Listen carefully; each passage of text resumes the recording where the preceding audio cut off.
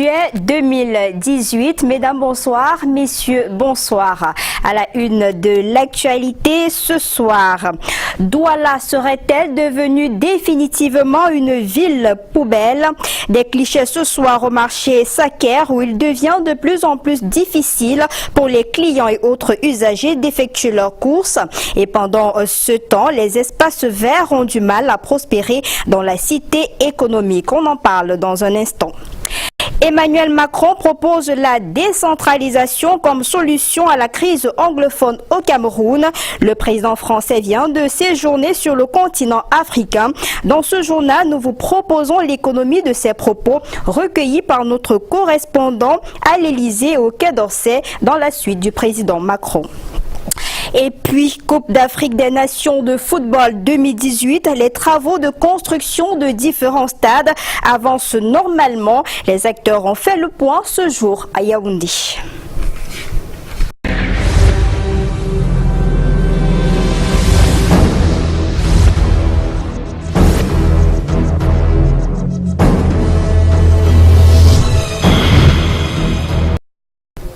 Vous l'avez certainement remarqué en vous baladant dans la ville de Douala, les espaces verts sont abandonnés.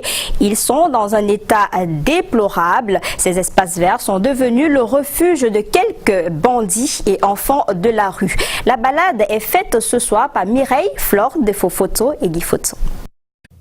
Des espaces verts qui ne font pas la beauté de la ville. Déjà plusieurs mois que ne sont pas passés ni tondeuses, ni ciseaux de jardinier. Ici au quartier Bonapriso, non loin du carrefour Mobindjonjo, cet espace est devenu le refuge des rats et autres bêtes rampantes.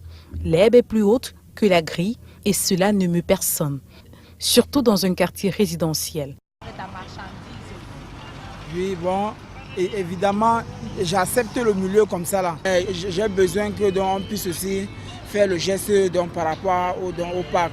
Si on peut aussi trouver une solution. Parce qu'elle n'est pas très agréable pour moi. Elle n'est pas très agréable pour moi. Elle est d'abord touffue d'abord. Et si on laisse comme ça la longueur du temps, elle va être plus que ça. Même les serpents, même les rats même peuvent aussi être même là-dedans.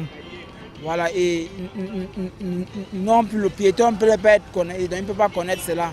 Au carrefour Nelson Mandela, dans l'arrondissement de Douala 3e, les terre-pleins et autres espaces verts nouvellement conçus sont abandonnés. Herbes et déchets de toutes sortes se côtoient, ce qui vient entacher la beauté du pont récemment construit. Une situation qui perdure, ceci au désarroi des populations riveraines. Ce qu'on peut dire aux autorités de faire, c'est d'abord sécuriser la place. Pourquoi?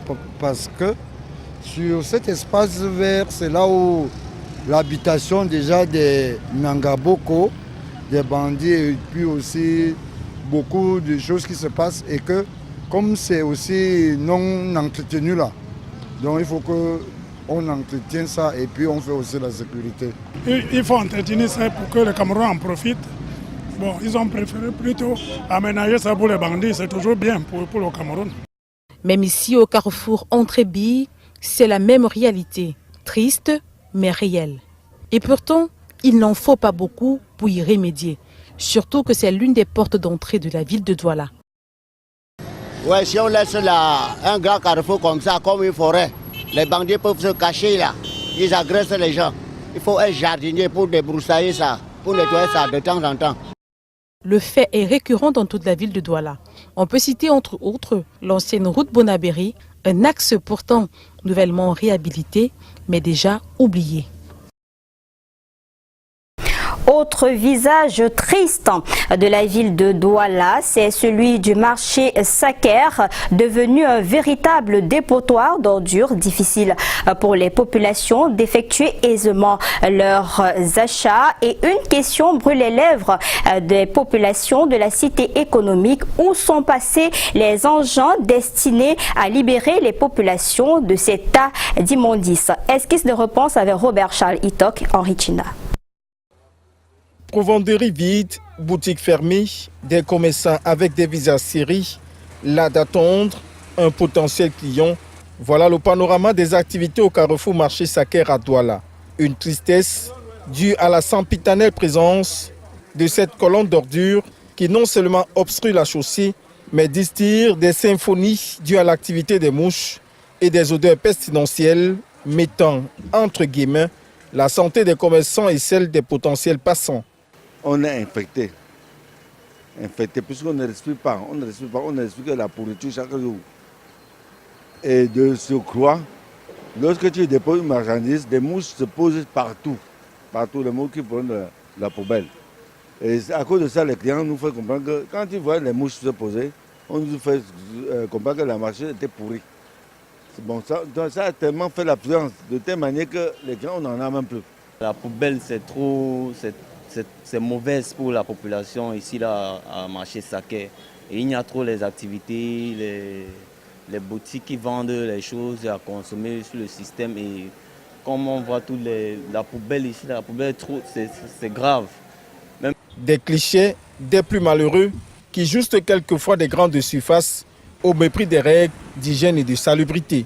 Pourtant, le nouveau potentiel en matériel roulant de l'entreprise en charge de la collecte des ordures ménagères avait été vanté il y a quelques semaines. Qu'est-ce qui coince?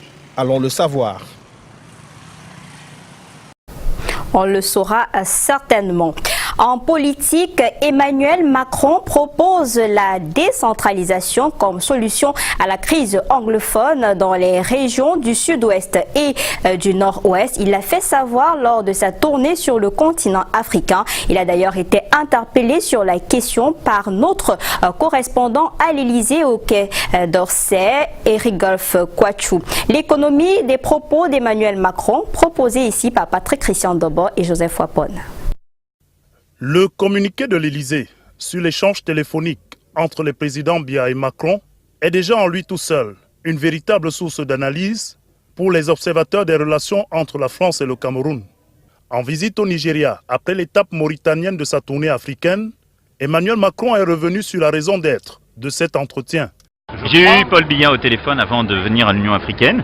D'abord parce que je savais qu'il ne serait pas présent. Comme je visitais un de ses voisins, il était important que nous ayons un échange. Écoutez, nous avons parlé des grands sujets en cours. Le Cameroun a clairement un défi qui est la cohésion, la stabilité de l'État. Nous savons les tensions qu'il y a dans la région anglophone.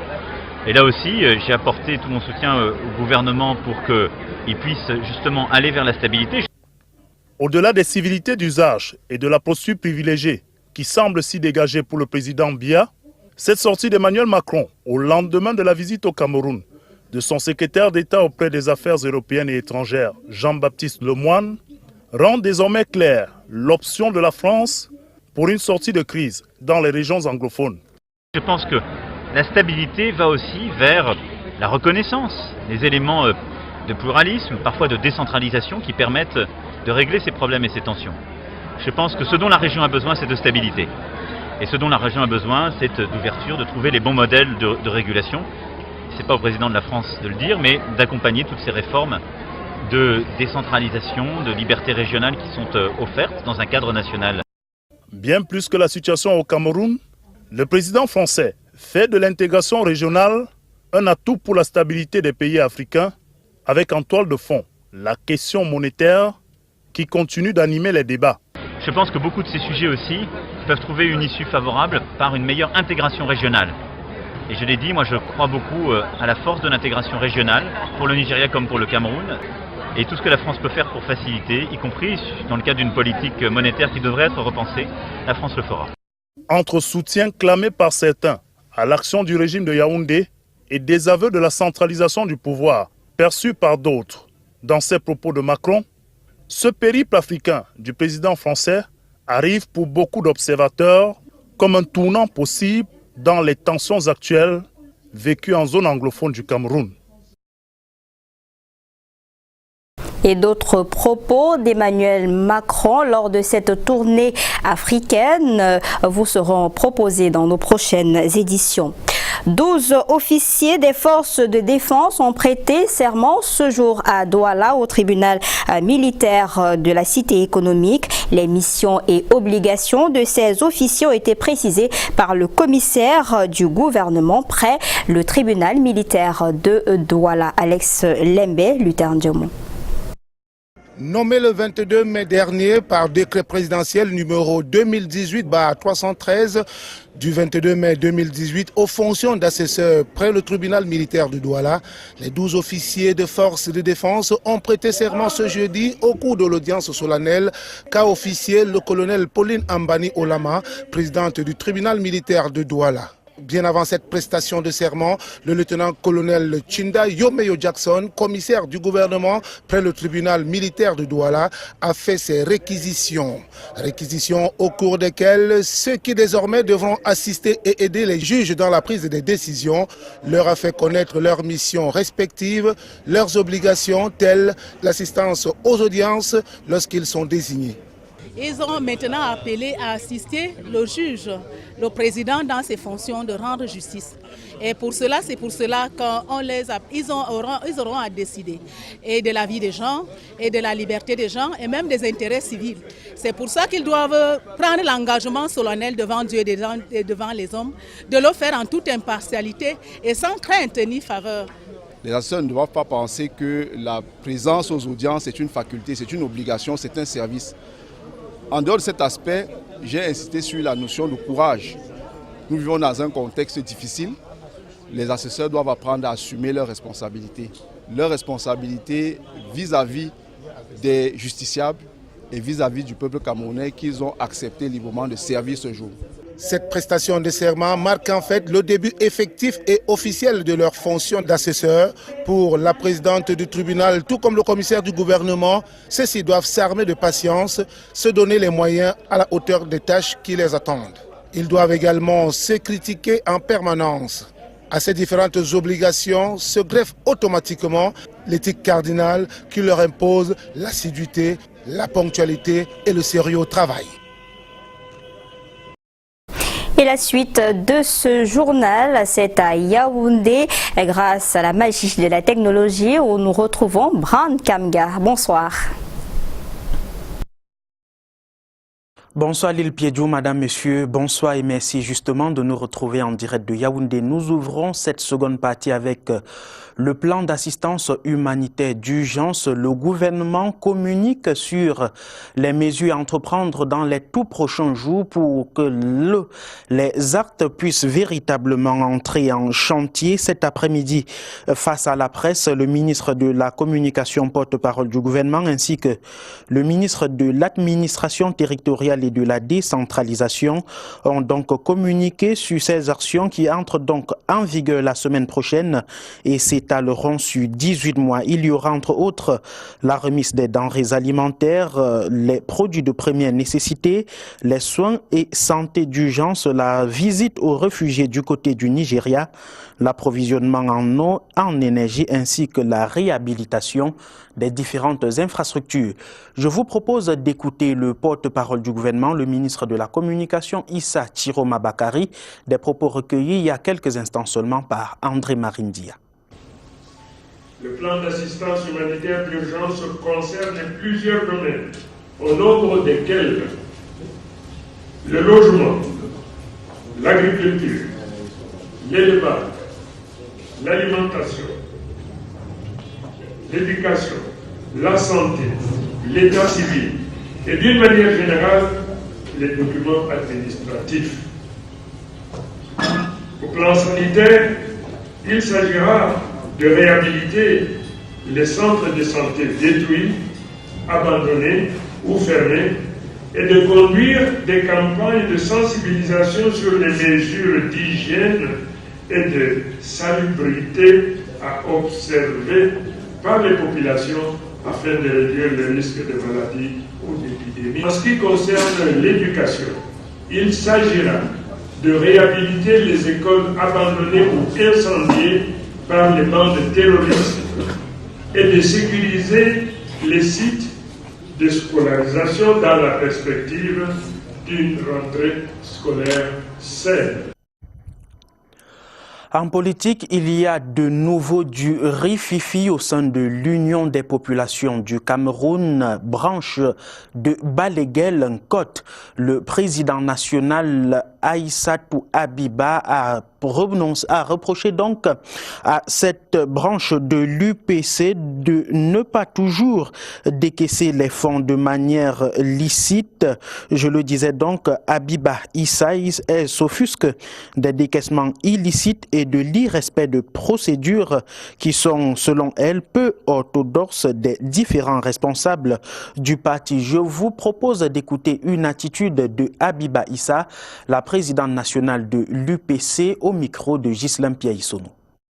Il y avait environ 20 millions qui a été décaissé et nous ne sommes même pas encore à un an de notre militantisme, mais du poste que nous occupons. Nous n'avons même pas encore un an, mais nous sommes aujourd'hui à plat, le compte est vide. Il a fallu attendre encore la subvention de l'État qui est tombée en juin et que ça a encore repris le même scénario de retrait sans consulter qui que ce soit. Et lorsque je me suis rendu compte, j'ai saisi la banque, les deux banques, pour qu'on essaie de voir qu'il y ait suffisamment de signataires, dont 3 signataires pour un retrait que ce soit. Il s'avère que le secrétaire général lui-même avec sa bande, ils se sont autorisés de rédiger la résolution et le procès verbal du Congrès est allé déposer au MINAT. Et c'est à base de cette fausse résolution que le MINAT a pris acte. Et donc aujourd'hui, après le 9 juin 2018, lorsque j'ai demandé que la vraie résolution sorte, c'est là où on nous a envoyé des badauds. Ils ont saccagé le comité directeur. Ils nous ont empêché de tenir normalement le comité directeur. Il fallait l'appel de force de l'ordre.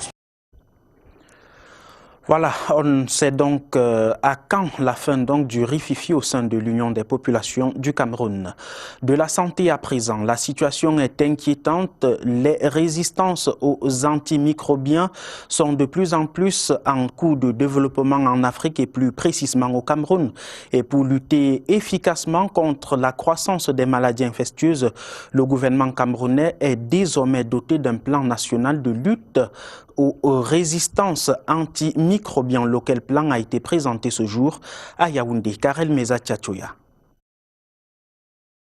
L'automédication, le non-respect des normes de prescription pratiquées par bon nombre de Camerounais, la tendance des populations à recourir en cas de maladie aux services et soins de santé dispensés dans des structures non agréées font partie des éléments qui induisent au développement de résistance aux antimicrobiens.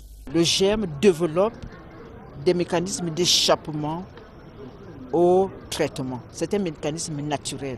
Mais plus on absorbe des médicaments, plus les médicaments sont mal utilisés, plus il y a une pression sur les germes et plus il y a de la résistance. En cas de résistance, il y a une forte prévalence des maladies infectieuses, notamment le VIH-Sida, le paludisme, les maladies diarrhéiques.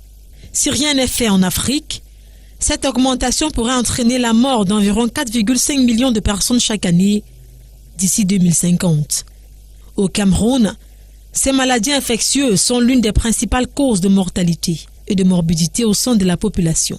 Le plan d'action national de lutte contre la résistance aux antimicrobiens, adopté ce 5 juillet à Yaoundé, va permettre d'inverser la tendance. Sensibiliser non seulement les médecins, pas seulement une catégorie de professionnels, mais toutes les catégories professionnelles qui sont impliquées dans le traitement, dans la prise en charge des patients. Il faut également former les gens.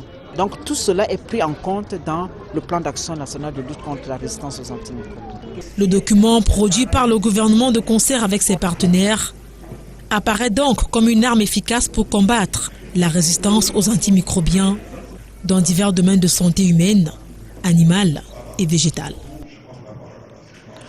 Préparatif de la Coupe d'Afrique des Nations de football 2019 au Cameroun, le gouvernement et les différentes entreprises engagées dans les chantiers font le point de l'exécution des travaux, lesquels travaux sont donc globalement satisfaisants. Une réunion irrélative s'est tenue ce jour même à la salle des conférences du ministère des Sports et de l'Éducation physique. Arnaud Ngefak et Francis Ngebnan nous donnent plus de précisions.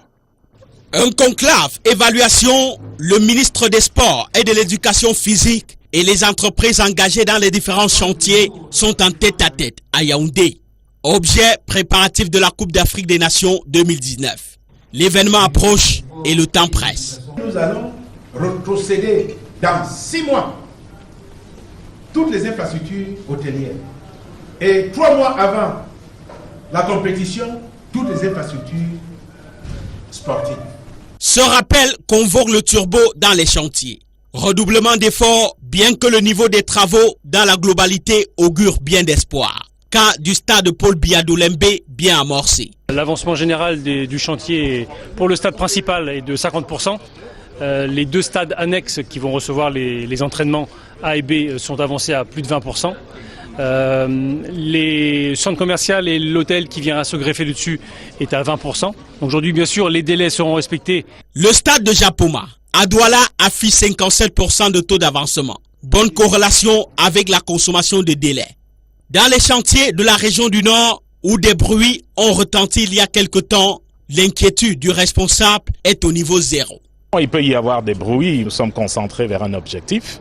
Le chef de l'État l'a dit, le Cameroun doit être prêt le jour dit et nous faisons tout ce qui est possible pour que le Cameroun soit prêt effectivement le jour dit. Et si nous réussissons à faire ce qui doit être fait, nous aurons livré les stades de Garoua 3 ou 4 mois avant les délais. 2 événements majeurs sont annoncés.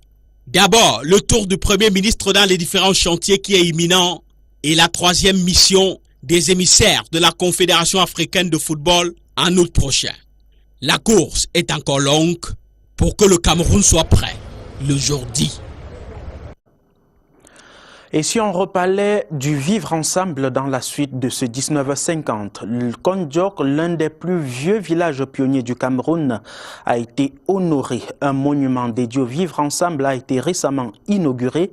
Occasion pour les octogénaires de cette localité du littoral Cameroun qui prônent le vivre ensemble et œuvrent au quotidien à la pratique du multiculturalisme. Ils ont reçu des distinctions honorifiques des mains du gouverneur du littoral. Dans sa suite, il y avait Laetitia Debilon et Bertrand Tchassé. Sur les terres d'un Kondiok, le vivre ensemble s'implante à jamais. Le monument de l'unité nationale est ici inauguré par le gouverneur de la région du littoral. Un geste qui vient mettre un terme à une semaine d'activité et de formation des jeunes sur les notions de loyalisme.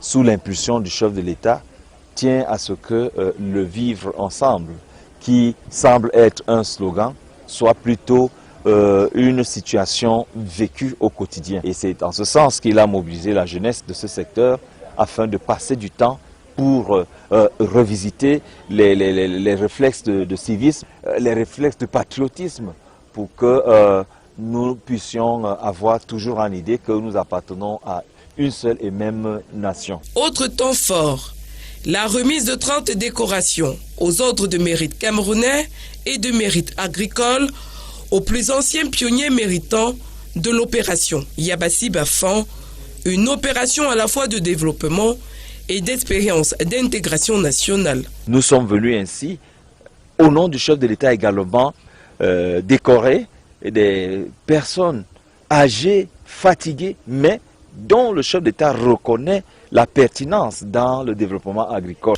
Les récipiendaires expriment leur gratitude. Je suis content, très content.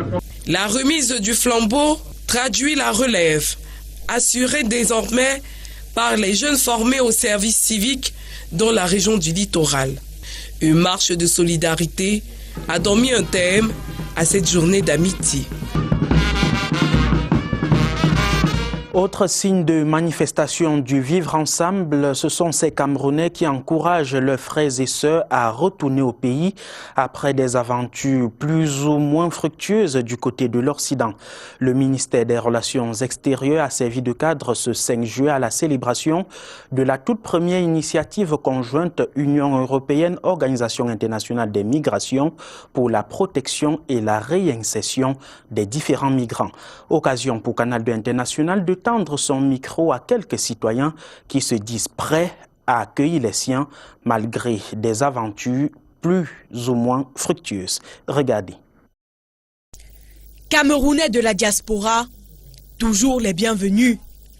Un retour au pays natal, fierté pour les proches qui les accueillent. Je ne suis pas très contre des des membres de la famille qui vont en Europe, qui reviennent. Parce qu'à un certain moment donné, ton pays reste ton pays.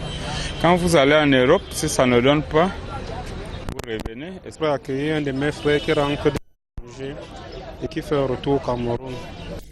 Une satisfaction pour cela, mais aussi pour la nation camerounaise, car, conscient d'un apport profitable à tous, Hulbert en a fait l'expérience.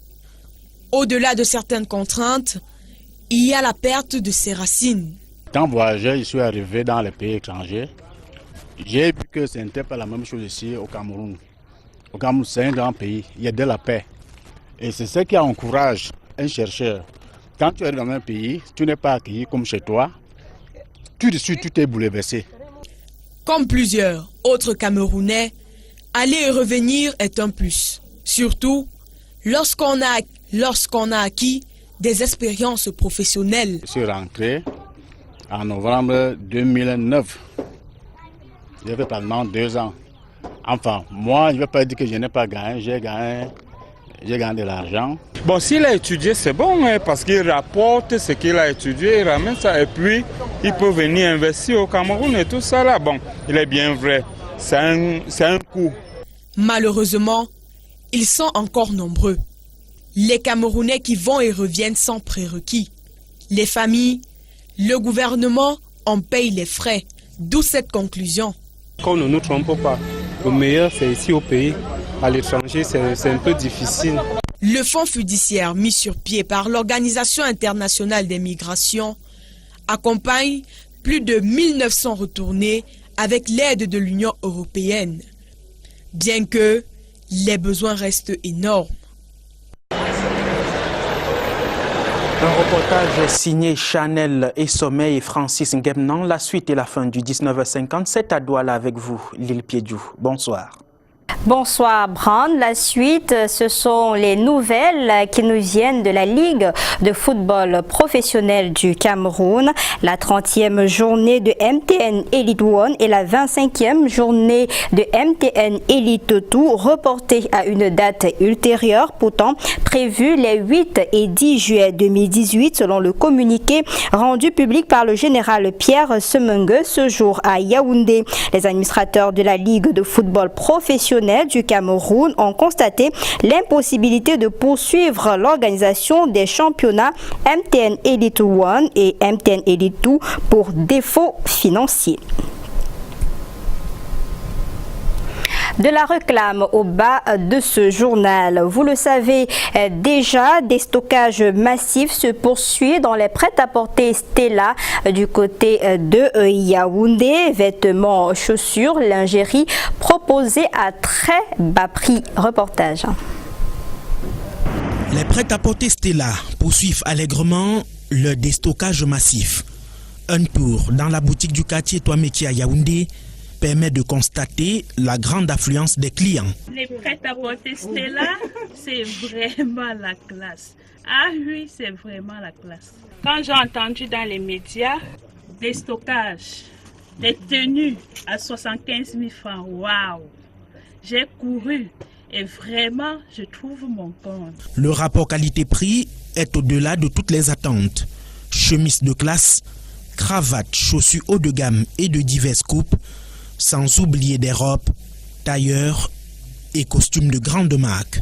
J'ai pris 2 costumes à 85 000 francs la pièce et 3 smokings à 125 000 francs la pièce également. C'est superbement très bon compris. Le degré d'affluence est remarquable. Pour ce déstockage, les prêt-à-porter Stella ont pris les dispositions qui s'imposent pour satisfaire la clientèle. Les clients reviennent 1, 2, 3 fois et promettent de revenir encore. C'est la preuve même que il y a une grande quantité de marchandises à épurer et que la satisfaction est au top. Il y en a qui viennent par curiosité et tout comme ceux des clients maison, ils reviennent par plaisir. Ce matin, je suis à mon 3e tour d'achat. Lorsqu'on entend parler de déstockage dans un tel temple de luxe, de la qualité et de la classe, on ne se fait pas prier pour dévaliser le magasin. Les prêt-à-porter Stella ne se limitent pas à la bonne qualité de l'accueil des clients. Les prix sont cadeaux pour ce déstockage. Je pourrais vous dire, par exemple, qu'à 75 000 francs, vous pourrez trouver une très belle tenue. Je vous citerai la tenue que je porte. elle coûte seulement 50 000 francs. Des prix bas pour des vêtements, chaussures et de la lingerie haut de gamme réservés à la fidèle clientèle et celle à venir. Notre stock est suffisamment important pour faire plaisir à toute la clientèle jusqu'au dernier jour. Car nous sommes là pour vous faire plaisir. C'est l'occasion de dire aussi que toujours vous trouverez des tenues aussi belles les unes que les autres. Date limite de ce déstockage massif chez les prêt-à-porter Stella le 31 août 2018. Encore 8 semaines pour saper comme jamais et à vil prix. C'est la fin de ce 19h50. Retrouvez à partir de demain pour les éditions du week-end Vanessa Mela Kamdem Chatué. Bonsoir.